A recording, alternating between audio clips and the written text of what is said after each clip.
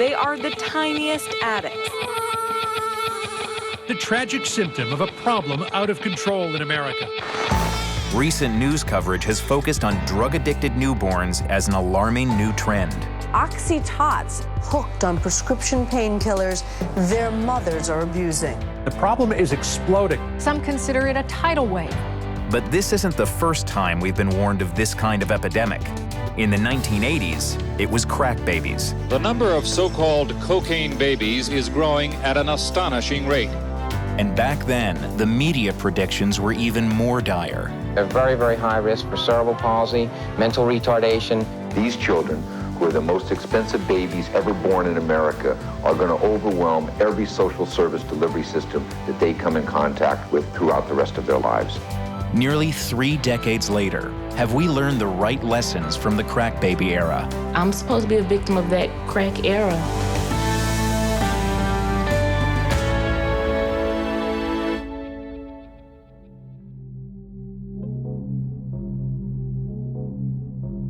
In the early 1980s, Dr. Ira Chasnoff, a young researcher at Northwestern Memorial Hospital in Chicago, decided to study what he saw as a worrisome trend among his pregnant patients who had used cocaine.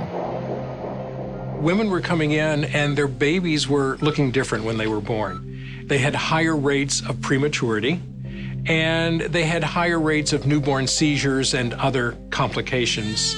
A lot of the babies exposed to cocaine are quite small. We think that that's related to the use of the drug during pregnancy. We'd seen effects of alcohol and other substances on children, so we were certainly open to the idea that this was a problem. Cocaine was an epidemic. I think that it was something that the media, it became an exciting thing to talk about. What you got? What you need? What you got? We call our broadcast 48 Hours on Crack Street. Soon after our paper was published, within days we were getting calls from media all over the country and started hearing the term crack babies. Born to mothers with cocaine or crack habits. As it got out into the world, it became this phenomenon. 23 babies were born to the cocaine-using women in this study. Because the problem has appeared so suddenly, there are few reliable statistics. The number of so-called cocaine babies is growing at an astonishing rate. The number of babies born addicted has risen more than 500%. Chasnoff told reporters that cocaine exposure was causing some babies to be born with brain damage, and that others were overwhelmed by even simple eye contact with the mother. These children are not normal in the sense that they're going to be able to enter the classic schoolroom and function in large groups of children. Other researchers and doctors echoed Chasnoff's conclusions, and a host of seemingly recognizable symptoms took hold. One of the things that we see about babies who have been exposed to cocaine is they tend to be very tremulous and shaky, very fine kinds of tremors. We looked to see if we would find the effects that were reported, and we were saying, well, we aren't seeing this. Dr. Claire Coles was reaching a different, though equally startling, conclusion about crack babies based on her study of infant behavior at Emory University. The effects didn't seem consistent with the action of the drug itself.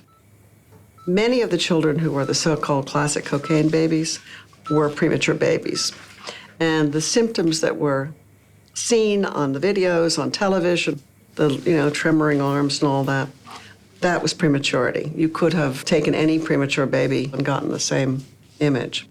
I think that people got very focused on cocaine is the cause of this rather than thinking substance abuse is the cause of this, maternal lifestyle is the cause of this, social issues are the cause of this.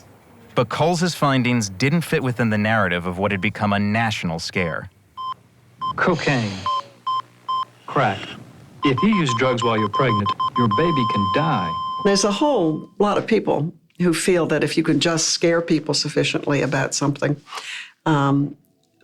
that's better than actually telling them the truth about something because that'll prevent them from doing bad things. The American agenda tonight poses this question. What would you do about pregnant women who use drugs and pass those drugs on to their babies? By the late 1980s, Chasnoff's findings were being used to justify cases charging pregnant cocaine users as child abusers, drug dealers, and killers. I was at first stunned and then angry that they would distort the information. That's when I started realizing how a lot of this can be taken out of context and used to bolster any kind of argument. People may have felt that they were doing the right thing, but I mean, the idea that one would prosecute a pregnant woman and use this kind of not very accurate research to do so is very disturbing. As the prosecutions continued, crack babies grew to toddlers. No one knows how many there are, or even how best to identify them. But educators suspect that tens of thousands of crack kids are in kindergartens in inner cities, in suburbia, even in small-town America. It now threatens to create an entirely new underclass of children unable to care for themselves, of infants born to suffer. In the United States this year, at least 100,000 crack babies will be born. Today, the government said it will cost $5 billion a year to care for such babies, and money doesn't begin to tell the whole story. I'm supposed to be a victim of that crack era. I was supposed to be disruptive, mentally unstable. I wasn't supposed to reach the point where I am now.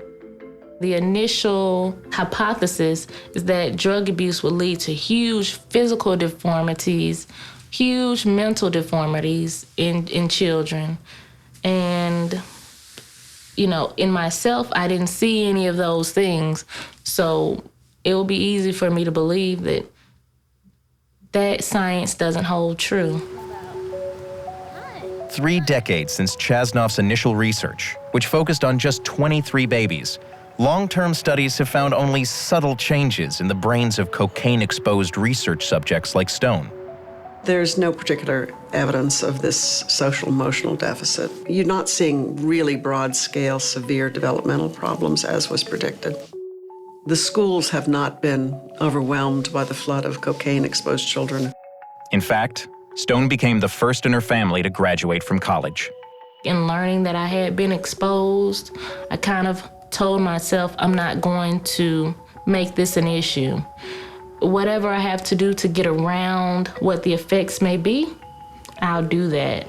The paper was a very preliminary kind of finding, and it really shouldn't have been generalized to the extent it was, which I believe that Dr. Chasnoff eventually came to himself and said that he felt that this didn't really represent the whole of the situation. Doctor, let's go to you on this question. You've studied this, perhaps one of the first people to study this. How does cocaine use affect newborns? Well, there's no question that cocaine use during pregnancy has some real effects on the unborn and on the newborn child. But these effects are not devastating and can be addressed through treatment for the pregnant woman and for the child. Over time, Chasnoff did distance himself from some of the extreme pronouncements he was quoted as making in the early days. I probably talked too much or gave long-winded explanations which were completely cut out. It was one of those feelings where you just feel completely out of control. It wasn't even a natural disaster or war. It was a drug that caused so much harm among my generation and my parents' generation. Certainly cocaine was contributing to this problem, but they got very focused on it as the only sole cause of it. I think people still believe the cocaine story, but alcohol is much more of a problem than cocaine because there's much more alcohol used and it has much more severe effects. They become throwaway children. I think if you say something 3 times out loud, people take it as fact. And also, I think there's certain ideas that people want to believe that really fit in with cultural stereotypes, and it's hard to get rid of those. For those of us who were reporters back in the 1980s, it was an awful new trend, a generation of crack babies born addicted to drugs because of their mother's habit. Sadly, a new generation has meant a new habit. Prescription painkillers. It's an alarming trend sweeping the nation. When we started to see the latest reports, you literally had major newscasters reignite the mythology of the crack babies, having missed all of the retractions that all of the media had to make about the epidemic that wasn't. This current crisis is far worse than the crack baby epidemic ever was. There was a deja vu quality to it. Faced with a skyrocketing number of babies born addicted, some states are taking harsh measures against the mothers. These ladies are the worst of the worst. A new Tennessee law that criminalizes mothers for using drugs while pregnant. These ladies are not thinking about prenatal care. She's charged with assaulting her daughter before the baby was born. I want to emphasize what they're thinking about, and that is just money for the next high. Women who are substance using in pregnancy need treatment. There's very little help available. The babies who are exposed to opioids do need support. The problem with responding to the issue of drug use by women who become pregnant as if it deserves punishment is that you actually increase the risks to maternal, fetal, and child health. This is the position of every leading medical group. Claire Cole says that she wishes we would end up learning the right lessons this time around. We go through these fads in our society. We don't solve the first thing, we just go on to the next thing. I'm not sure that whatever it is that's driving our culture to enjoy these fads is going to change.